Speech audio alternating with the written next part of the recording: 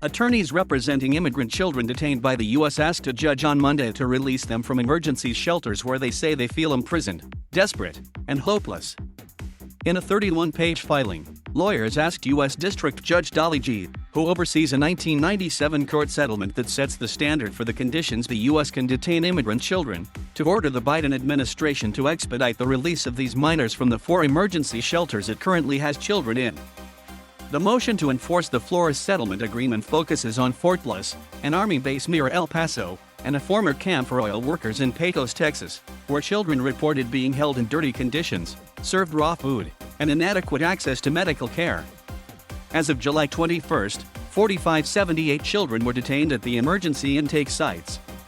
Lecia Welch, Senior Director of Legal Advocacy and Child Welfare at the National Center for Youth Law, and one of the attorneys who filed Monday's motion, said her organization interviewed more than 180 children at emergency intake sites. Each time we visit Fort Bliss and Pecos, we speak to children who have been relegated to unacceptable conditions for months, Welch said in a statement. These sites are unsafe, unsanitary, and damaging to children's physical and mental well-being. We hope our motion results in immediate improvements to alleviate children's suffering at these sites. The Department of Health and Human Services started to open emergency shelters in March as the number of immigrant children who crossed the border without their parents quickly outpaced the number of beds available at shelters. The Biden administration scrambled to increase its shelter capacity in an effort to cut the number of children who were held for days at Border Patrol jail-like facilities. An HHS spokesperson said the agency takes the responsibility of caring for unaccompanied immigrant children very seriously. At both FT Bliss and the Pecos, Texas site, children receive educational and recreational activities, such as art and indoor and outdoor athletics. Children at both sites have access to medical treatment, laundry service, they can call their family, they meet weekly with case managers, can access legal services, and meet with mental and behavioral health counselors, an HHS spokesperson said. We have increased case management services to unite children safely and expeditiously with family, while we continue to improve and streamline this process.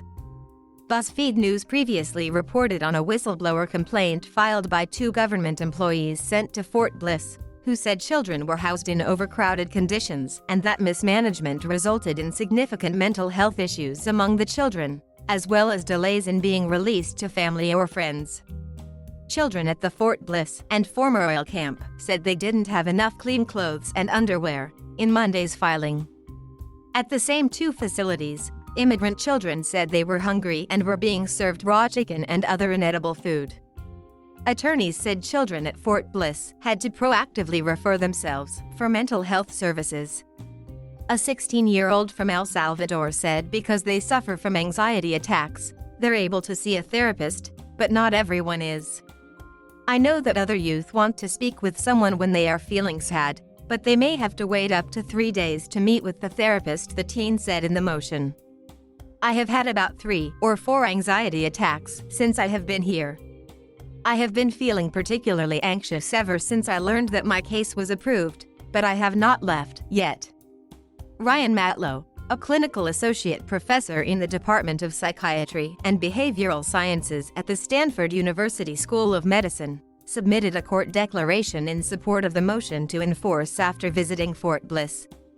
It is my professional opinion that large-scale congregate care facilities such as Fort Bliss are inappropriate for housing unaccompanied immigrant children for extended periods of time, due to the risk of causing clinically significant psychological harm, Matlow said.